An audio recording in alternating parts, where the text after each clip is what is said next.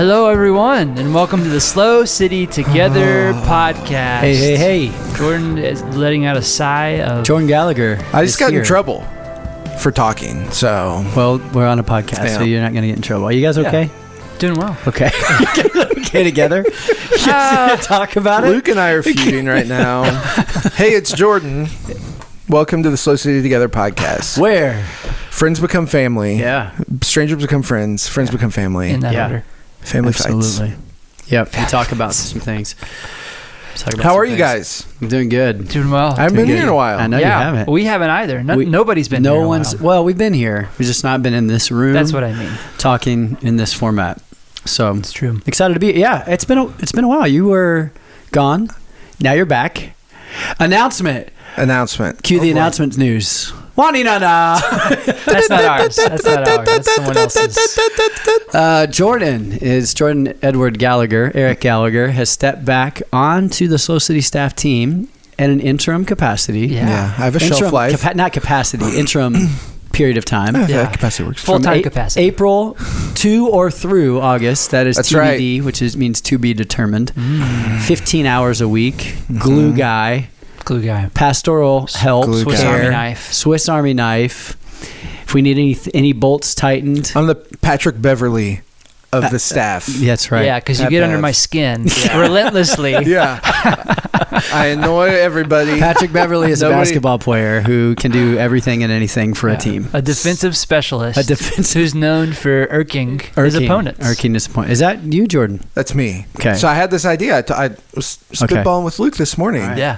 What if only the people who listen to the podcast know that I work here? That would be amazing. And we have like a secret handshake or code word, and I can only be helpful to those people. So this is interesting, though, because some people are newer to SLO City who have not listened to the podcast throughout history, and they don't know that you were on staff. Yeah. And actually a foundational piece of the staff. That's honestly, that's what's, so now I'm calling people, like following up on stuff. Like, who are you? And no one knows who, and I'm like, no one will call me back because they're like, I don't know this guy. Yeah. I don't trust him. So is that the guy with the long hair on stage? I can't actually do anything helpful. Or they don't recognize you because you have a new haircut. Thank you. And it looks great. I agree. I appreciate you guys saying that. You're very welcome. Jordan has made it known that he wants me to continue to comment on his hair. Why? Throughout. Well, so he used to have a very Jordan has regimented. Made that known? He's made that known I to me. expressed my needs. Yeah. He used to, when he just kept everything short, he would cut every 10 days. Every 10 days, I would cut my hair. And so every time I would see him and he had a haircut, I would say, 10 days already? But since he has not done that, I've that's gone by the wayside. He never says anything about my hair. I never say anything. Never have anything to talk about. Yeah, well. So I'm just waiting for Luke to make a comment. How about that Patrick Beverly? How often do you cut your hair now? Once a month? Maybe 6 weeks. Once a month, 6 weeks. It's harder though. I don't know what I'm doing. I don't know how to have hair. I'm still figuring it out. Yeah. I got weird cowlicks. You used to always have. So for those who are new to the podcast, and Jordan is a new voice, or face or presence. Yeah. He's always been here, but he and Blair, his wife Blair, we were hiding in the shadows. They were a part of our foundational church planting team when we started SLO City. Jordan was the worship pastor. He was the executive pastor, and then he rolled off staff. How long ago? January of 23. Yeah. So a year and a half ago. Yeah. To pursue what? It's almost our 5-year anniversary of living here, but go Hey, today's 9th. It was Mother's Day. Yeah, it was we went to Mama's Meatball. Yeah. On Mother's Day. My wife cried because she was overwhelmed. It was because my kids were being mean to her. Oh, really? Yeah.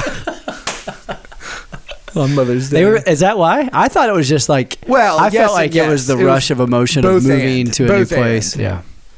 It was both and. That was a weird lunch. We were so tired. We had that gathering at Mission Prep, and a ton of people showed up. We did photos out there, and then we walked to Mama's Meatball. It was the first and last time I've ever eaten there. Me too. Oh yeah, never had it again. I think it's still around. It is still around. I think it's popular. I'm not a pasta guy. I mean, I love pasta, but pasta makes me so sleepy. Yeah, for sure. It's an evening meal. You don't want that for lunch.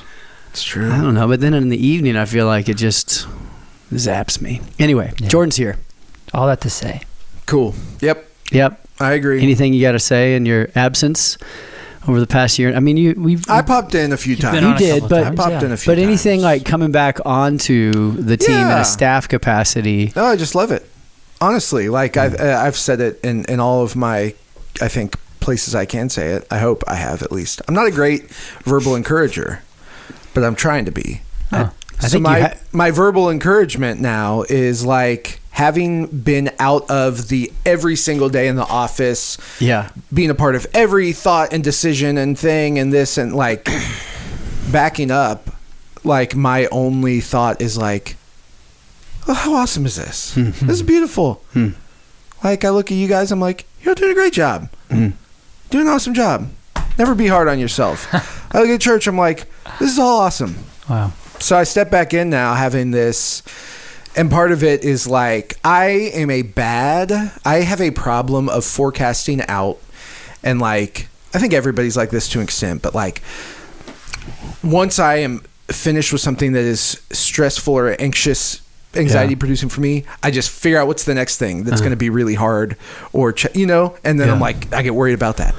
And something about like going like, I'm only here till August. And so like, I don't know. I have this like every day feels fresh and I'm like, cool. Yeah. Happy to be here. That's awesome. Yeah. Some people might be asking, why are you only here till August? Yeah. Should we answer that question? Yeah. In August. Yeah. So I have a tryout. It's for the Los Angeles Lakers.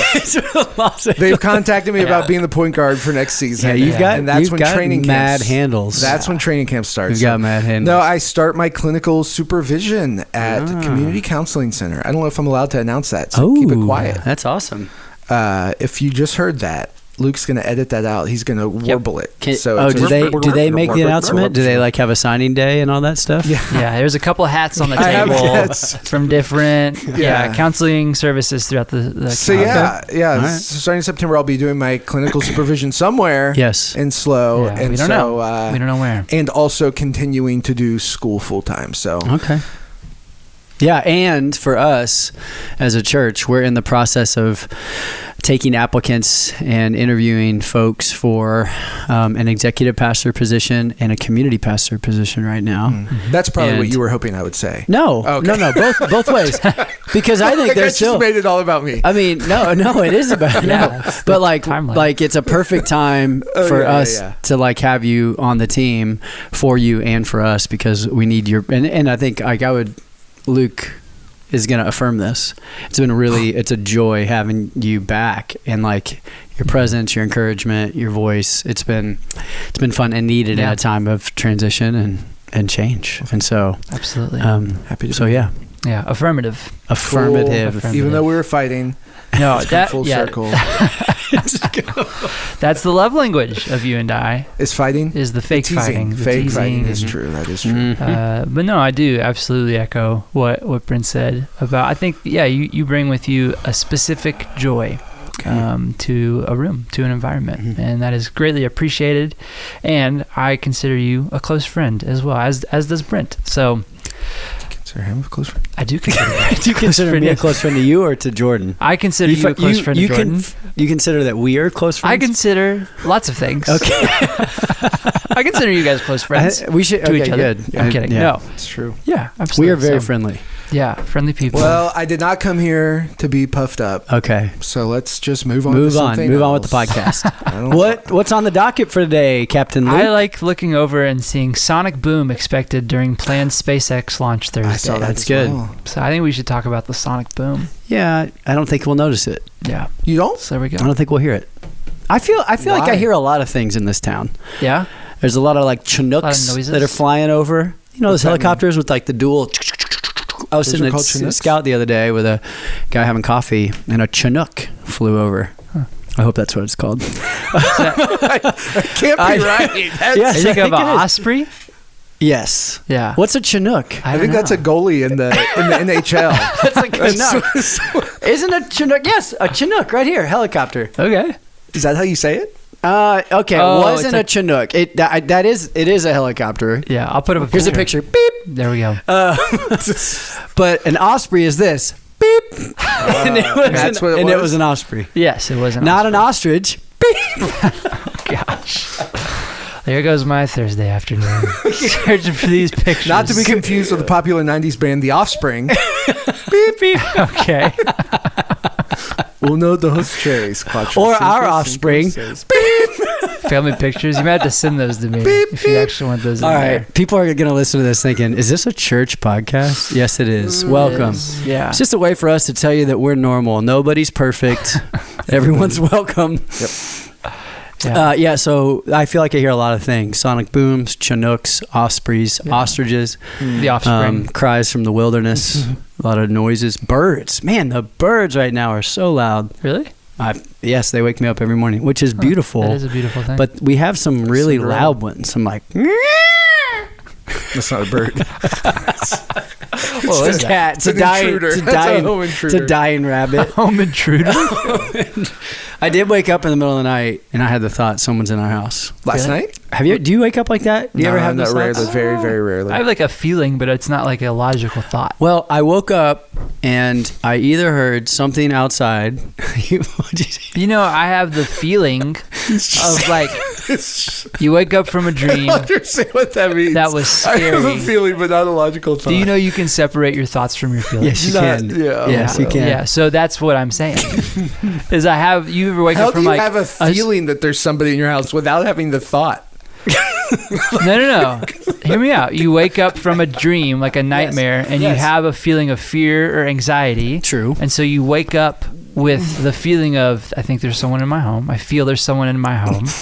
But I know logically that don't think it. I have no logical basis for that to be true. That's very true. That's what I was wrestling with while in bed because I thought I just heard something. Okay. Someone that's what I mean. is scurrying through the house, taking all of our goldfish. And did I? That's prized. And I got up. That's a prized possession. What? Did we talk about that day I was walking home from school? No. I walked my kids to school. All right, here we go. We're going to settle down into some depth. This is depth right here. I was walking my kids home from school, and I walk through a neighborhood into my neighborhood. There's a little cut through. Mm-hmm. As I'm walking toward the little cut through from one neighborhood to my neighborhood, there are people standing around. And I said, "What's going on?" And they said, "There's a bunch of cops down there with their weapons drawn." I'm like, "What?" I had to go that way. So I turn the corner and I can see the cut through. There are probably 6 or 7 cop cars. They're all out. Some of them got their hands on their hip with their guns. Some of them have the nightstick.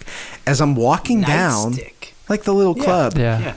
As I'm walking down, they all kind of like relax and they like start to scatter and they're all getting in their car. And I get to the bottom and I'm like, "Hey, what happened? What's going on?" And they go, "Everything's good now." I'm like, "Now?" I'm like, "Do I need to be worried?" They're like, "Everything's good now." And they get in their car and drive off. Wow. Turns out someone felt like someone was in their house. Yeah. So I walk. I got no basis for this. What do you do? I walk into my house and I go, "Their cops are almost gone. If you need to get away safely, just wait a couple minutes. No one needs to get hurt. Take whatever you want. I'm going to go upstairs." What? To let the criminal know. Yeah. I don't want any trouble. Wait, they were in front of your house? They were within 6 houses of my house. Oh, so you're verbalizing. So in case the criminal was hiding in my house. So they didn't tell you anything was happening. Correct. But there could be, it looked like they were looking for someone. They're like, "We couldn't find anything. He could be in I Jordan's wanted the criminal to know, don't worry. You can get out safely. No one needs to get hurt. Take what you want." Yeah. He took your guitars. No, it turns out it was just a feeling. Yeah. Okay. There was no logical thought. There was no basis for that. That's crazy. Okay, that's crazy. Interesting. Okay. Our emotions are tricky things. Feelings are tricky things, aren't they? It is hard. You know, we said we can separate our thoughts from our feelings, but it's hard to do so. It is hard to do so. That is challenging. It is. Because a lot of times our feelings direct our thoughts. Or vice versa. Yeah. Or vice versa. Mm-hmm. Which are you more prone to? I am more prone to my thoughts directing my feelings. Am I. Yeah, I think it starts in my head typically. I'm an overthinker. Mm-hmm. Yeah. I think it's easy. Yeah, it's easy. You know, Scripture talks about taking every thought captive, and I think that I think it's a difficult thing for me. I think because my thoughts can be overwhelming at times, and can definitely steer the course of my heart, the course of just my posture in a given day. Yeah. Are you the opposite? I'm trying to think I might be the opposite because I think I used to be, I would say I absolutely used to kind of feel first and then follow with think thoughts with logic. Yeah. But I think, I don't know if it's leveling out. Yeah, I think everybody probably does changing, to some extent. Yeah. You know, because I've recognized I can't trust the feelings, even though I feel things deeply. Maybe I'm like, I'm feeling this. Why am I feeling this? Yeah. So it's interesting. Jen and I got away to Florida a couple weeks ago for like a marriage and leadership intensive coaching counseling thing, and everybody's like, did you come back rested? I was like, I felt like it just was under the knife for a week, like my heart and soul getting cut out. And I think it's like that was even a helpful process for us to just like, for me specifically, to just go like, what are the things I am feeling? Because I think I'm in a season of sometimes busyness where I don't acknowledge the feeling, but they just happen, and I'm just thinking they still have, and yet I am an emotional person. So it's been cool to kind of uncover, hard, painful, but cool, beautiful to uncover some of those things and just go like, what's happening? What am I feeling?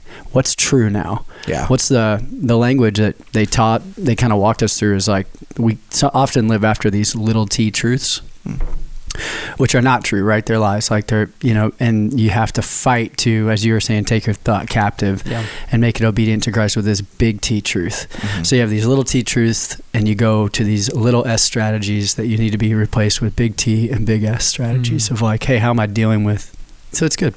Cognitive behavioral therapy, I believe, Jordan. That's true. Yeah. So,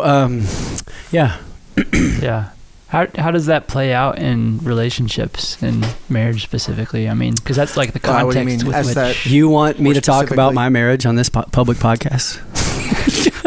Yeah. You dirty rat. You killed my brother.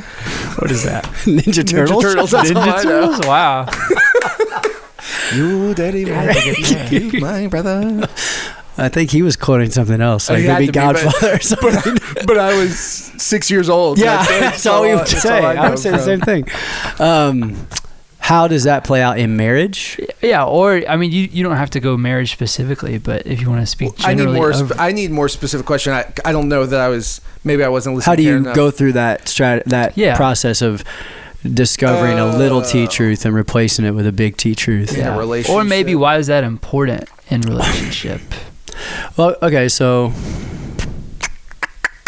I think we were talking about this on Monday night, even with John Ortberg's habits thing in our men's Mondays.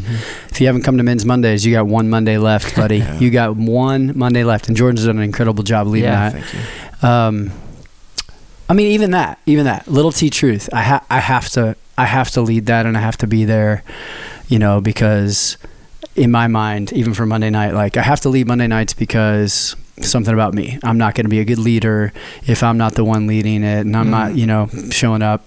That can often be a thought pattern that I run after. And so the smallest strategies are like, even though I'm tired, I'm just going to, I'll get anxious or I'll get, busy, whatever. And to replace that with a big T truth of like, God has equipped our church with so many capable, faithful, wiser people than me that would lead this better than me, and not in a self-deprecating way, but like, and so choosing to say, you can see the same thing two different ways. Does that make sense? Yeah. So even with John Ortberg talking the other night, he was talking about noticing things in people, and so I'm trying to get to the answer to your question, but noticing like when someone sighs or when someone like if a kid complains or you have a conflicting moment in marriage or in a relationship, you can receive that response as they're annoying,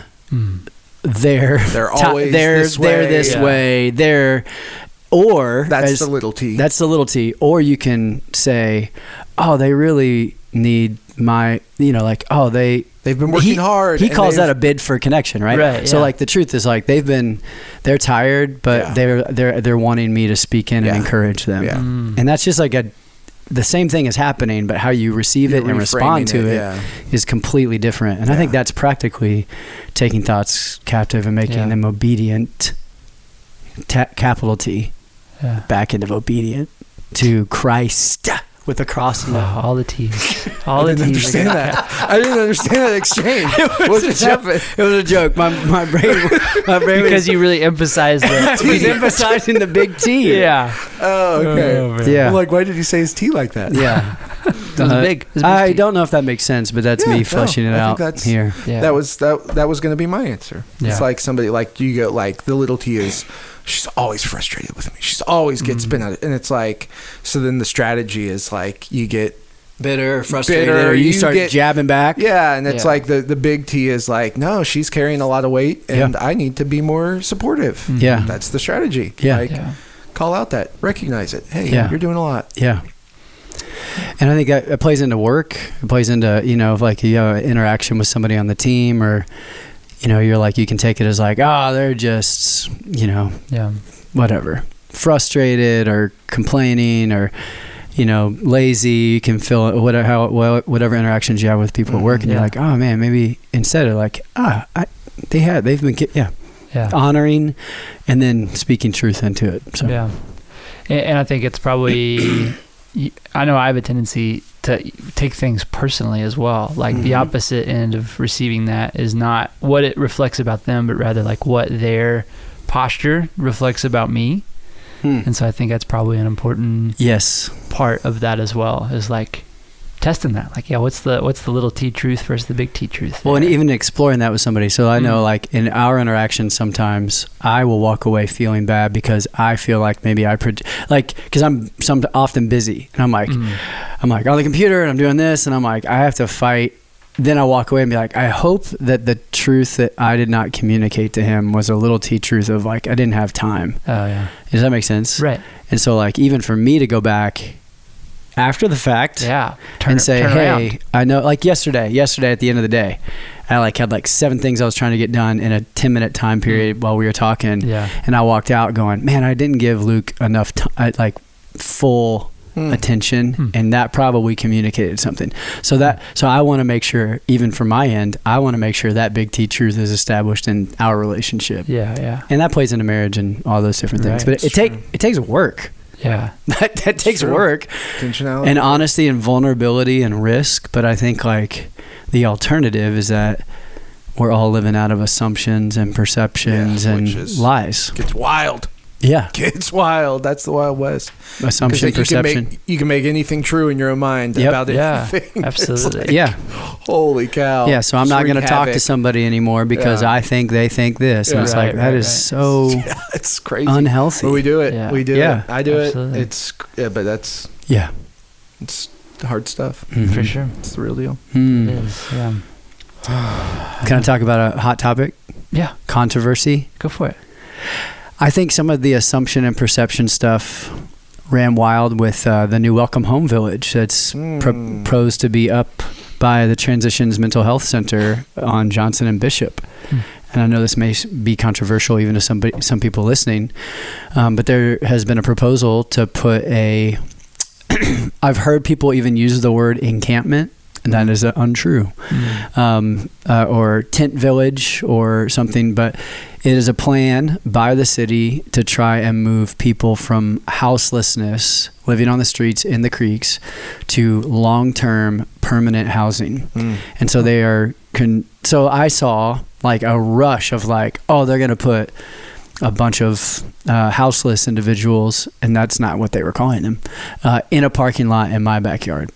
And there was like an overwhelming response because there was a perception of fear, there are a lot of assumptions being made. Yeah. And they had not even read the documents. Like, I think reading the documents, watching the videos, having conversation, like seeking to understand. I think I saw assumption and perception just kind of run wild. And I'm like, hey, let's like slow down. Yeah. Like gather all the information. This is like the masks and vaccines thing all over again. Slow down. The world is not on fire. My heart just started beating faster even here. It's like Buzzwords. You know what I mean? Like, and actually seek to understand before making bold statements and claims, and really making, what do assumptions do, right? Yeah. They make some hard things out of me and you, and yeah, I guess. I guess so. Yeah. Yeah. So anyway, Yeah. And I went to that thing last night, the community meeting last night at Renovate, and listened to their plan. I'm like, man, this is just... And what somebody said to me yesterday too, they're like, like, I think the question I would be asking myself is like, do I know a homeless person? Have I gotten to know someone? Have I asked them their story? Have I looked them in the eyes? Have I seen where they slept in the rain? Have I, like, and then at the end of that, if I get to a place where I'm like, you know what, that thing there's a better place for it, then okay. And I know this is complex, and I know it's charged, even me bringing it up, but I think like the lesson here is like assumptions, perceptions, as you said, are the Wild West. And so no, you're right. Seek the truth right. and yeah. I think back. I think the one, for some reason, like, I think we all have things that like make something click for us, but like there was a season where for whatever reason we had really great relationships with a bunch of houseless individuals. Yeah, and like I remember, you did specifically. I remember one guy that we like talked to a lot, and got to know fairly well, and like he showed up on a Sunday morning and his face was black and blue. Yeah. And I was like, what happened?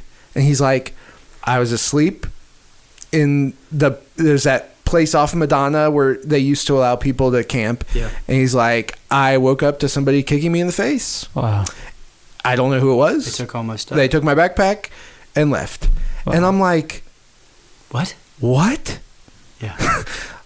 Like, like there are parts of that experience that we see, but like I don't think we think about that. The fear to go to sleep because you're just sleeping somewhere where anybody can do anything they want to you. The vulnerability of that is like such a thief of humanity and dignity that it's like for some reason that was a thing I always think about is like that is unacceptable. That is the worst possible thing I can imagine. Yeah. Is just being afraid to go to sleep. Yeah. Yeah. Like that's not fair. That's not fair. And I know that the criticism that you hear, a lot is like, well, what got him in that situation? Yeah. Nobody deserves that situation, no matter what you do. You know what I'm saying? Yeah. Like, and it's like, yes, and I recognize it's vastly complicated. This is a complicated issue. Yeah. So, it's like, far be it from me to go like, well, here's what we need to do, and this will fix everything. Yeah. But it's like, just to remember that. Yeah. Like, to remember the dignity of all human beings. And you know what's cool about that guy? The image of creation, like, God intentionally creating humanity in his image. It's like, we can at least agree on that, and like, let's take a breath. And then talk about it. If I remember correctly, you helped him connect with his brother. We actually got him connected with his brother who had not heard from him in 5 years. Yeah. There was addiction involved. Yeah. And again, it's like, I think we're all 1 step, 2 step, 3 steps away from in that same situation. Yeah. Right. Like maybe I think I had a mentor say, but by the grace of God, there go I, right? Like, and so, so the humanity in that is important to remember. Yeah, me feeling a little emotional thinking about that. Yeah. Well, but it's like what you were talking about. Your kids knew his name. Mm-hmm. Go ahead. Well, it was like what you were talking about on Sunday about, I don't know if it was in the section where you were talking about compassion fatigue, but just the idea that we see people and situations around us so much that we almost become, or we do become. We can't deal with all of it. No. Yeah, we can't deal with all of it. Yeah, it is that sense of like I don't have the time, the compassion. Yeah, maybe you'd even care. Like I don't have the capacity to even care about that. And so I think it is. I love that call of taking a step back to see the humanity in people. To, we did a compassion Sunday this past week, awesome. and I think that is a good practice of that, of saying like, I am seeing a person who is in need, and I'm going to communicate with them and hear their story, not just support them financially, but actually develop a relationship from afar. And I think that's a way of practicing and creating a habit of having compassion for someone who maybe your contexts don't really overlap, but there's still a connection there. Well, and it's kind of a practice and a discipline for when it's up close. Because I think that's what's interesting to this. On Wednesday morning, one of the guys said, I think it's probably a little too ironic that sorry. Alanis Morissette just came into my head. It's just bad. I'll move past.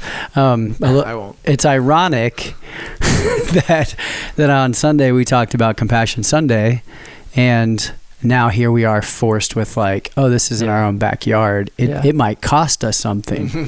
It might, and it won't. Like, actually, the plan will not cost you anything. And it will actually make our city, I think, safer for those individuals and for others, you know, and especially, you know, but he was like, now when you're faced with it. So that practice of compassion, sponsoring a child in Uganda, which our church just was amazing, like 200 kids sponsored, so incredible. But now when it's in our backyard, like you have the practice of going, oh, I can see that kid in Uganda like that. Can I now see my neighbor, the guy who's sleeping on the street the same way? And that's challenging. And, for sure. Good lessons. Yeah. It's good. In the interest of time, because I know we're running close to our end time here. This is a hard transition, but anything coming up, anything in the life of church to talk about before we wrap up? So much going on in the life of the church. This Friday night is family pajama extravaganza. And you can't what? You can't say it that way. I know, like, and because now I have to say pajama. I don't say pajama. I say pajama, either. But pajama extravaganza makes me feel like a weirdo. Really strong-armed us into this one. I know, pajama.